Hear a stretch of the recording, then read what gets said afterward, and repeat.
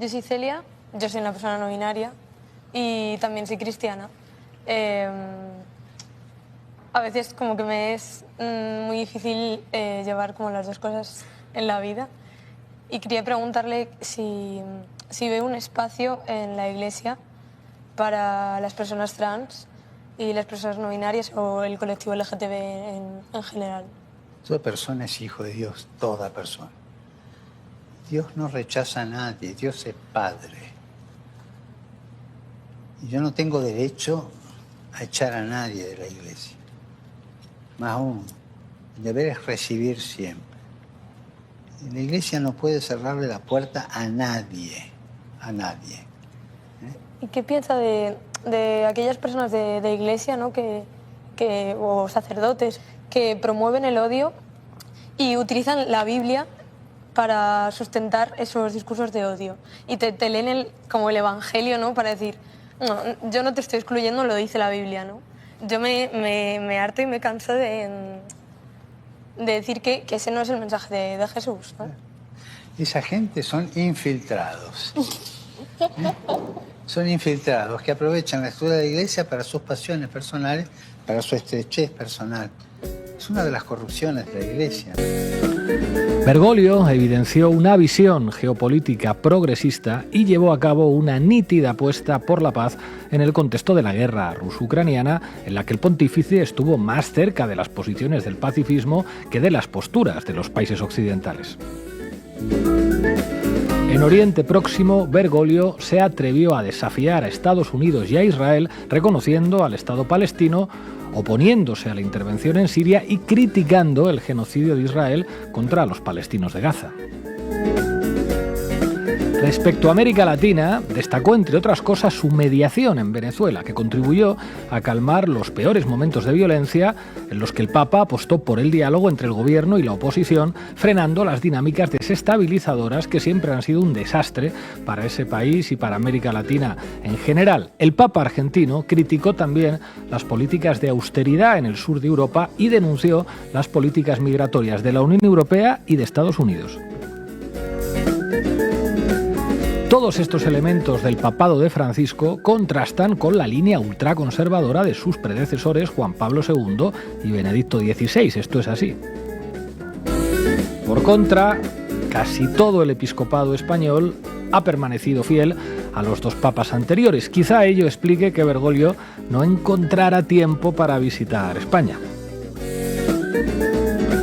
Lógicamente, nosotros tenemos muchas diferencias con el jefe de la Iglesia Católica, pero sabemos valorar que un papa haya sido capaz de denunciar las ideologías, cito literal, que defienden la autonomía absoluta de los mercados y la especulación financiera como causantes de la desigualdad y que señalara, también cito literal, que la ideología libertaria ataca el derecho de control de los estados encargados de velar por el bien común, instaurando una nueva tiranía invisible. Esto lo escribió el Papa. Quiero decirlo con claridad, aunque muchas tareas como la persecución de los abusos sexuales ejecutados por sacerdotes han quedado pendientes, el Papa Francisco ha sido un aliado de los que defendemos la justicia social. Francisco se atrevió a decir que la economía dominante mata y que tras ella se esconde el rechazo de la ética y el rechazo de Dios. Muchos ateos hemos visto en este jefe de la Iglesia a un líder comprometido con la justicia social. Que la tierra le sea leve. Hoy en La Base hablamos del Papa Francisco. Bienvenidos y bienvenidas. Como dice el dicho, otros vendrán, que bueno te harán, y otros vinieron, que bueno te hicieron. Bergoglio tuvo como predecesor, recuerden, a Joseph Ratzinger, al papa alemán con una juventud, digamos, ligada al Tercer Reich y apodado el Panzerkardinal por su rigor en defender la doctrina ortodoxa católica. Supervisó con firmeza la disciplina de los teólogos progresistas cuyas posturas sobre aborto, contracepción o la autoridad papal desafiaban esa ortodoxia. Y antes de él estuvo el que será papa favorito, seguro, de Kaja Kallas y compañía, Juan Pablo II, nacido Karol Wojtyła, muerto en 2005 y figura clave en la lucha contra el comunismo durante la Guerra Fría, especialmente por su influencia en Polonia y en el colapso del bloque soviético. Reagan y Thatcher le agradecieron mucho a Juan Pablo II los servicios prestados en Europa y América Latina. En África ya tal. basándose en la encíclica Humanae Vitae de 1968 de Pablo VI, prohibió los métodos anticonceptivos artificiales, incluidos los preservativos, e impuso en su lugar caridad, abstinencia y abnegación. Él y Teresa de Calcuta fueron una dupla fundamental para someter a la pobreza al continente durante décadas. Pues eso, Manu, que otros se fueron, qué bueno te hicieron. Bergoglio fue internado el 14 de febrero de este año, de 2025, por una bronquitis que se complicó, evolucionó en neumonía y estuvo finalmente 38 días hospitalizado. Pero mientras, todo ese tiempo, el Vaticano proporcionó detalles inusualmente transparentes sobre la condición médica del Papa por orden del propio Francisco, que pidió que se dijera la verdad. Tras una inesperada recuperación a tiempo para esta Semana Santa, para la Pascua, fallecía finalmente esta mañana tras su última misa Urbi et Orbi, que fue ayer domingo de resurrección en la plaza de San Pedro del Vaticano. El Vaticano enfrenta una situación interna bastante compleja.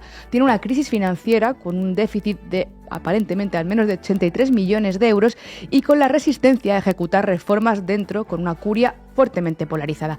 Las pugnas por el poder se centran en la sucesión con sectores, pues con todas las comillas, progresistas, apoyados por los que llaman los cardenales de Francisco, que están enfrentados a los conservadores que buscan revertir todos sus cambios. Ahora, serán claves los movimientos políticos para la elección de un nuevo papa. Suena, entre otros, Pietro Parolin, cardenal y secretario de Estado desde 2013. Es un diplomático experimentado que ha moldeado la política vaticana con negociaciones clave como la de Cuba-Estados Unidos o la del Vaticano con China, y ha tenido también un enfoque hacia la paz en Ucrania y Gaza que le colocan como posible papabili como sucesor. Pero suenan otros nombres también como papabilis, papables. Fíjense en las siempre interesantes casas de apuestas de Las Vegas.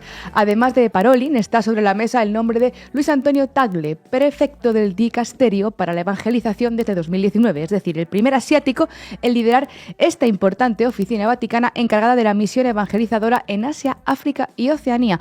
Una muy buena apuesta sería su nombramiento para el catolicismo, que es creciente en Asia, y además un representante del sector, digamos, progresista del Vaticano. Suena también Fridolin Besungu, de la República Democrática del Congo, cuya elección pues, sería un gesto hacia el creciente número de fieles católicos en África.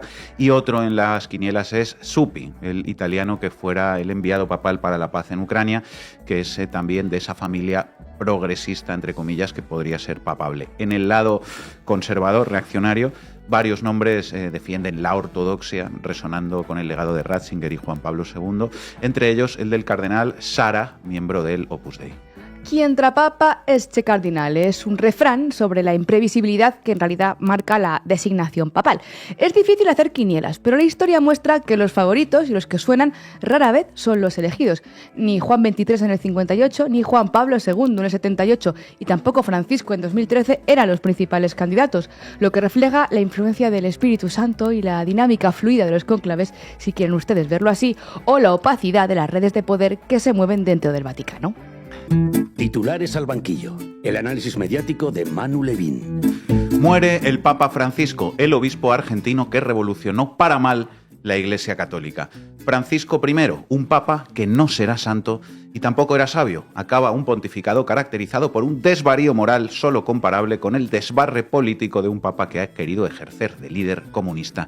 Titulares de hoy en la derecha mediática tras el fallecimiento de Francisco. ¿Sabéis eso de que cuando muere una persona todos son, si no halagos, al menos muestras de respeto, y que está un poco feo escupir sobre el cuerpo presente? Bueno, pues eso solo funciona cuando muere un fascista. Efectivamente, cuando se muere un fascista, que alguien se atreva a recordar que era un fascista en el mismo día de su muerte, está muy feo y es una falta de respeto y algo inmoral, que nadie manche la despedida del fascista, pero cuando se muere alguien que no les gusta a los fascistas, entonces no hay ningún problema, se le puede insultar, despreciar y vilipendiar aunque acabe de fallecer, incluso si esa persona era nada menos que el Papa de Roma, jefe de la Iglesia Católica, a la que muchos de los que hoy lo insultan suelen presumir de pertenecer.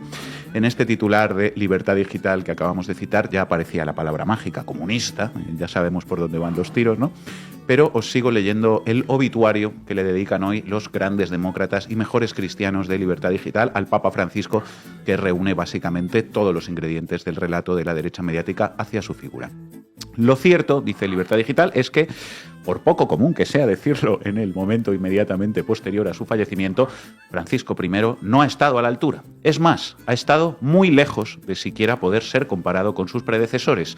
A día de hoy no se sabe bien si los católicos deben adorar a Dios o al planeta y su sagrado clima, si quizá deberían convertirse al Islam o si la otra mejilla ha sido sustituida por el puñetazo que esperaba a los que insultasen a la madre de Bergoglio y, en el contexto de aquellas declaraciones, al profeta Mahoma. Vamos, que Francisco en realidad era musulmán. Musulmán y también adorador de la Pachamama, ojo. y todo eso es lo de menos, compañeras. Lo que sí han podido tener muy claro los fieles que siguiesen los dictados de Francisco I es que sus grandes enemigos eran el dinero, el capitalismo y, por supuesto, los empresarios, para los que el Papa ha tenido siempre palabras de extraordinaria dureza, demostrando un desconocimiento de la historia y, por supuesto, de los fundamentos básicos de la economía. Bergoglio trató durante todo su pontificado de culpar de la pobreza en el mundo a los que más han hecho por evitarla, la libertad económica y empresarial. ¿Quiénes son los que más hacen por los pobres? ¡Los ricos! ¡Viva la libertad, carajo! Le ha faltado añadir a este buen feligrés al final de este párrafo, que es muy significativo porque habla de cuál es en realidad la verdadera religión de esta gente. ¿El cristianismo? No. El capitalismo salvaje, la explotación, la usura, todo muy cristiano. Todo muy cristiano. Y quien ose blasfemar sobre esa su verdadera religión, que no es otra que el capitalismo, merece todo el desprecio y bien muerto está, oiga, aunque sea el Papa. Que arda el templo y que vivan los mercaderes. Y es que el problema que ha tenido este pontificado, concluye Carmelo Jordá, es que no se puede creer al mismo tiempo en Dios y en el comunismo, porque de forma indefectible se acaba sirviendo al segundo. Es lo que demuestra la historia y el propio Bergoglio nos ha permitido constatar una vez más, con todas las cosas que ha dicho y hecho Francisco I como Papa. Concluye Libertad Digital. La imagen que resume su pontificado es la de una anécdota, quizá no tan importante, pero sí tremendamente significativa. El momento en el que recibió, de manos de Evo Morales, sobre el que, por cierto, también pesan gravísimas acusaciones, una imagen de un Cristo crucificado en una hoz y un martillo. Nada podría representar mejor lo que han sido unos años que, de no ser la Iglesia una institución con 2 milenios a sus espaldas y con una capacidad de resistencia como no la ha tenido ninguna otra en la historia, la habría dejado herida de muerte. Que el Papa sostuviera una imagen que contenía una hoz y un martillo, un símbolo de la lucha de los pobres del mundo, estaba muy mal y dejaba a la Iglesia herida de muerte. Tenía que haber posado con una esvástica, por ejemplo, así no habría habido ningún problema. Como le hubiera gustado al bueno de Ratzinger, o con un símbolo del dólar, ¿no? O del euro, no del yuan, por ahí, ¿no? Bueno. Este es, amigos, amigas y amigues, como dice Pablo, el piadoso lenguaje de los obituarios que le dedica hoy la derecha mediática al Papa Francisco.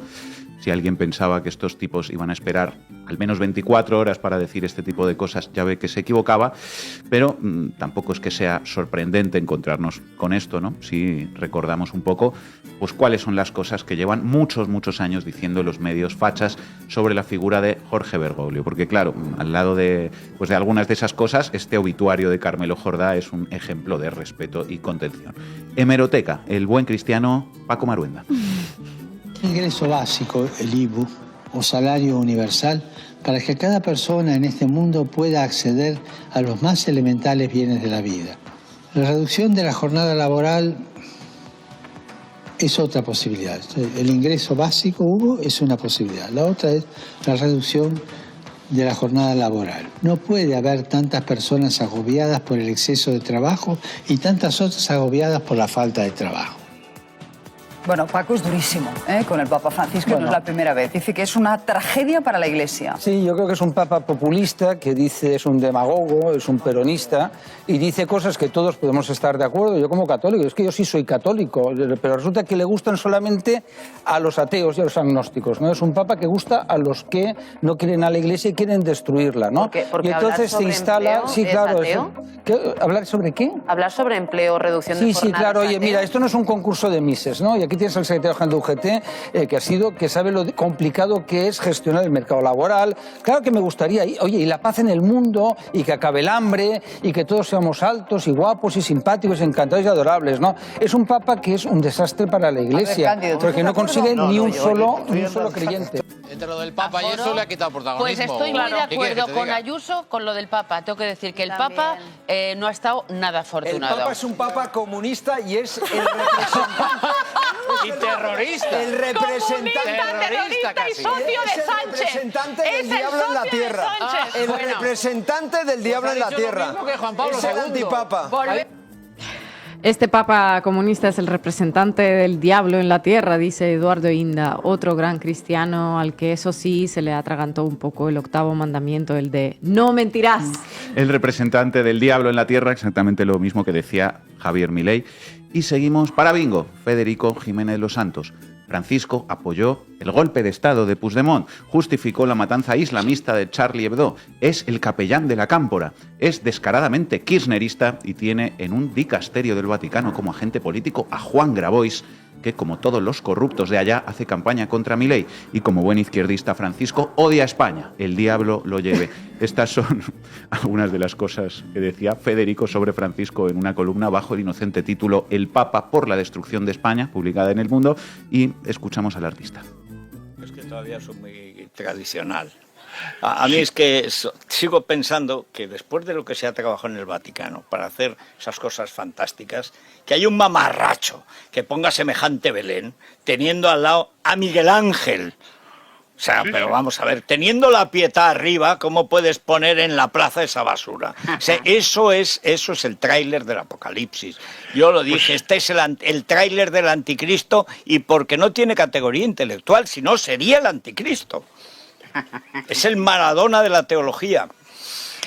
Está bien eso, mira. Sí. O sea, en fin, esto está muy mal. Sí, está muy mal, pero en fin, acuérdate de la ley de Murphy. Sí, cierto. Si la Iglesia defiende la justicia social, nos haremos cismáticos, dijo un diputado de la derecha española en los años 30. El tráiler del anticristo no era el anticristo porque no tenía nivel intelectual. Claro, no como el que hay en el programa de Federico, eso sí que es nivel intelectual. Allí se analiza la realidad mediante el elevado concepto de la ley de Murphy.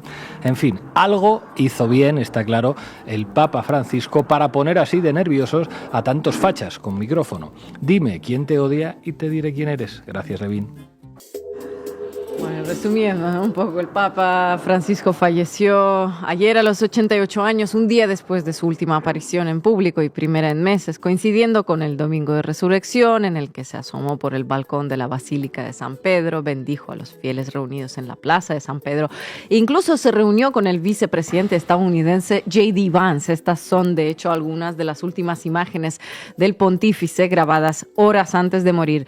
Tras meses de incertidumbre, tanto ayer como la semana pasada, parecía que había superado sus recientes dolencias. Tras más de un mes ingresado, estaba recuperándose de su neumonía bilateral, se movía en silla de ruedas, sí, pero seguía cumpliendo su agenda, como pueden ver por las imágenes. Hoy todos los medios en tromba salen con los obituarios que muy probablemente estaban ya preparados desde hace semanas, pendientes de publicar pues cuando tocara. En la base tampoco podemos dejar de lado la vida, los principales desafíos, las reformas y también las polémicas de un pontífice que es frecuentemente considerado el más progresista de la historia, con permiso de Juan XXIII.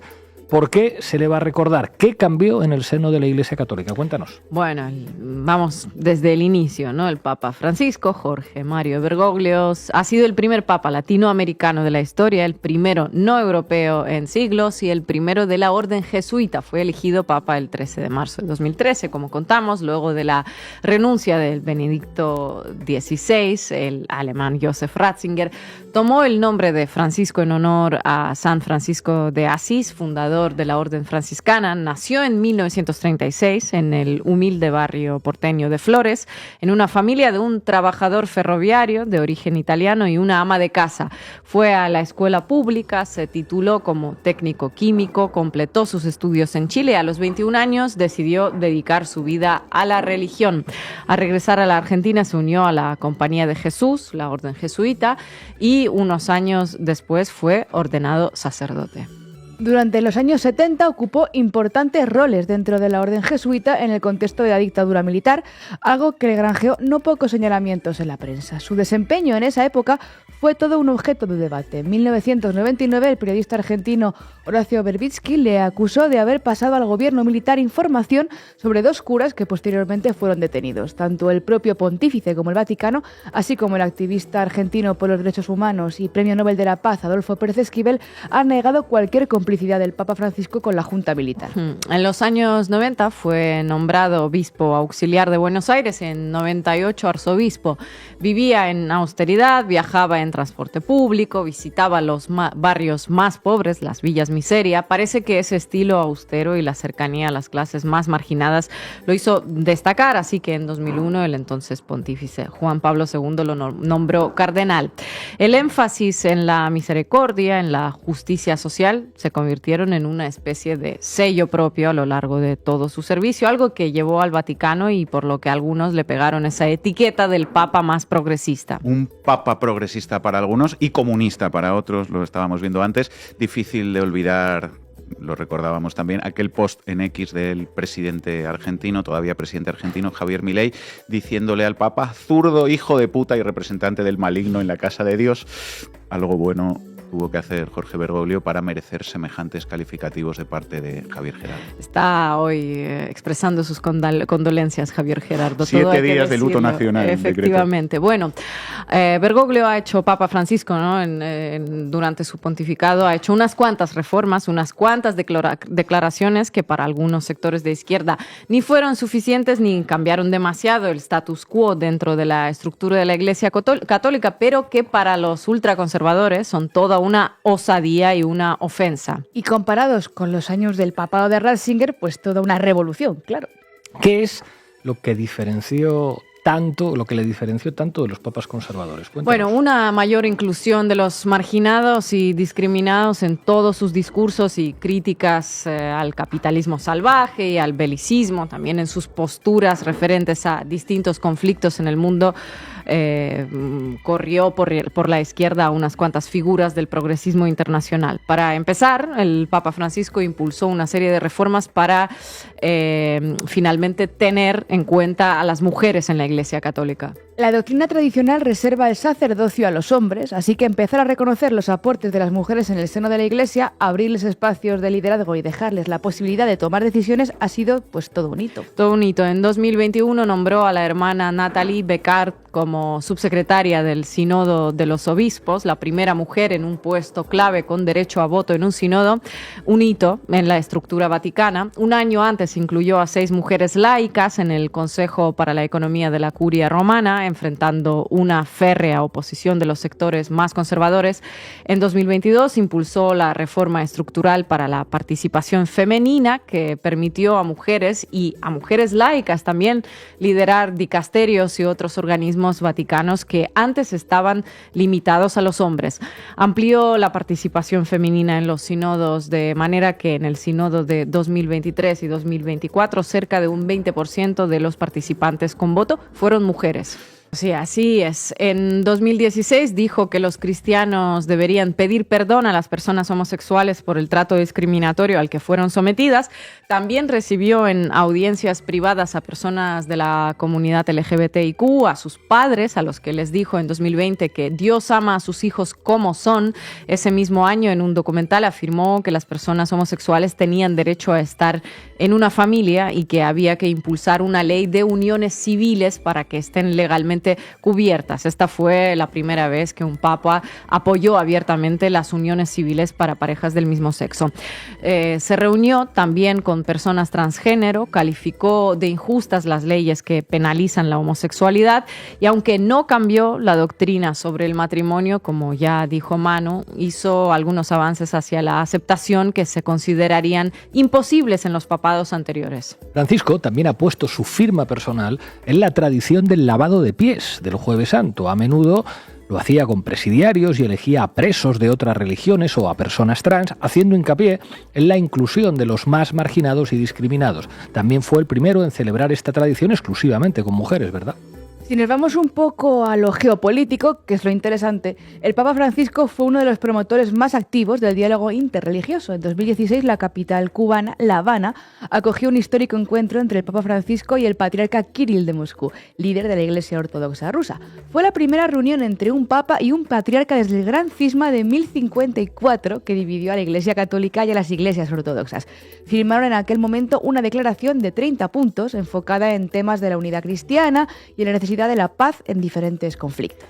En temas de la paz, como ya dijo Irene, pues adelantó por la izquierda a unos cuantos políticos supuestamente progresistas, condenó la carrera armamentística, abogó por la diplomacia y el desarme nuclear y fue objeto de críticas de belicistas que abogan o por la paz justa o por el derecho a defenderse defendiendo de la geografía. En 2024 sugirió en una entrevista que Ucrania debería tener el coraje de la bandera blanca para negociar, frase por la que fue tachado de rendicionista en nombre de la paz por intelectuales y políticos varios. En fin, otra marioneta de Putin, como casi todo lo que el que no pida, ¿no? Más guerra y más muerte. Tanto que el Vaticano tuvo que salir a matizar sus palabras, explicar a las callacalas políticas y mediáticas que el Papa no llamaba a capitular, que solo pedía más diálogo y menos armas. A su vez, su postura con respecto al genocidio en Gaza no ha dejado muy feliz al Estado de Israel. En 2023, Francisco afirmó que los asesinatos de civiles eran actos terroristas. Luego describió a los niños asesinados en Gaza como los pequeños Jesús de hoy. En 2024, Israel lo acusó de ignorar la crueldad de Hamás, luego de que se pronunciara sobre un enésimo bombardeo de las fuerzas de defensa de Israel contra los palestinos. Desde octubre de 2023, el Papa Francisco, según informaciones de la Agencia de Noticias Católica, ha estado llamando todos los días a la única parroquia católica de la Franja de Gaza, incluso durante sus semanas de internamiento hospitalario. Para la historia también quedará su fotografía frente a un pesebre con el niño Jesús descansando sobre una cufía palestina. Durante su pontificado, la Santa Sede ha mediado de manera directa en un buen número de conflictos internacionales, entre ellos, además del conflicto palestino-israelí, el proceso de paz en Colombia, la crisis en Venezuela, la guerra en Sudán del Sur o el deshielo en las relaciones entre Estados Unidos y Cuba, uno de sus primeros y mayores éxitos diplomáticos que prosperó durante la presidencia de Obama, pero que se vio frustrado con la llegada de Trump a la Casa Blanca. Y bueno, como ya también había dicho Irene, su pontificado no estuvo desde luego exento de denuncias, aunque Francisco ha tomado medidas para abordar la crisis de abusos sexuales y pedofilia dentro de la Iglesia, con un enfoque en prevenir futuros casos, destituir a los responsables y apoyar a las víctimas. Fue criticado, sin embargo, por la lentitud y la opacidad a la hora de manejar algunos casos y por decisiones que fueron calificadas como poco contundentes. Intentó romper con el encubrimiento histórico de los abusos, pero en palabras de la red de sobrevivientes de abusos de los curas, le faltó consistencia a la Iglesia Católica a la hora de abordar algunos casos. Muchísimas gracias por atender a La Base y a Canal Red. Gracias a ti, Pablo, por invitarme. Juan José, querríamos conocer tu análisis sobre el pontificado de Francisco. ¿Cuáles han sido, a tus juicios, las claves por las que se va a recordar a Francisco en el futuro? Bueno, la primera, quizás, y la más importante, es porque se trata de uno de los grandes líderes morales a nivel internacional, en una etapa en que estamos muy carentes de ellos. ¿Y por qué es un líder moral internacional? Pues yo creo que por su crítica del neoliberalismo. Incluso ha ido muchísimo más allá de la que pudiera hacer la socialdemocracia y ha calificado de una manera que no he visto en ninguno de otros líderes el neoliberalismo como injusto en su raíz. Claro, a partir de ahí nos encontramos con que ha hecho una crítica muy severa de la cultura del descarte, de la población sobrante, que coincide casi al 100% con la teoría de Achille Mbembe de la necropolítica, esa capacidad que tienen todos los poderes coaligados de decidir quién puede morir y quién debe vivir, ¿no? Y esa crítica la ha dirigido de manera muy directa, como no había hecho ningún papa hasta entonces, a Europa, por esa falta de hospitalidad para con las personas migrantes y refugiadas, para esa falta de compasión con las víctimas que llegan a nuestros países liberándose de dictaduras de persecuciones religiosas y políticas, del hambre, de las guerras y sobre todo la ejemplaridad del Papa Francisco como líder moral internacional es por la denuncia que ha hecho de las muertes de las personas migrantes y refugiadas en el Mediterráneo, de las visitas que ha realizado a los campamentos de refugiados y a los lugares de la tragedia, y no solamente eso, sino el llorar, como él dice, que no somos capaces de llorar precisamente por la globalización de la indiferencia, de llorar por tamaños crímenes, por tamaña inhumanidad y sobre todo haber traído a personas migrantes y refugiadas de esos campos de migración a familias enteras y acogerlas en el Vaticano. Yo creo que ese es uno de los motivos fundamentales del reconocimiento de su liderazgo moral, ético y político a nivel internacional. Pero también me gustaría destacar una aportación que creo que es original de manera total en un papa, que es toda la preocupación, todo el interés por la defensa de la naturaleza, como él la llama, de la casa común. Él escribe una encíclica en 2015 que se llama Laudato Si, el cuidado de la casa común, y hace dos afirmaciones fundamentales, ¿no? Bueno, o tres. Primero, denuncia el cambio climático. Segundo, considera que la naturaleza tiene la dignidad y los derechos que le corresponden como a todos los seres humanos. Y la tercera es que, en consecuencia con esas dos afirmaciones anteriores, es la necesidad de una ética del cuidado. O sea que lo que hablamos de la ética de la compasión para con las personas, él la traduce en la ética del cuidado hacia la naturaleza, constatando que además esa ética del cuidado es casi coincide plenamente con la ética del cuidado de nosotras y nosotros mismos, porque no solamente somos parte de la naturaleza, sino que somos también la naturaleza. Y finalmente, creo que va a ser recordado por un cambio radical en la manera de entender la caridad, de entender la política, ¿no? En la Fratelli Tutti, una de las encíclicas más valiosas de este pontificado, se refiere a la caridad no como beneficencia, como asistencialismo, sino a la caridad desde el punto de vista social y político. ¿Y cómo se traduce esa caridad social y política? Pues a través de una defensa del bien común. Y dentro de esta defensa se refiere de manera especial a los movimientos sociales, a los movimientos populares, con los que se ha reunido en 3 o 4 ocasiones y ha apoyado esa triple T, de la que él hablaba en sus discursos: tierra, trabajo y techo. Juan José Tamayo, muchísimas gracias por atender a La Base y a Canal Red. Llegamos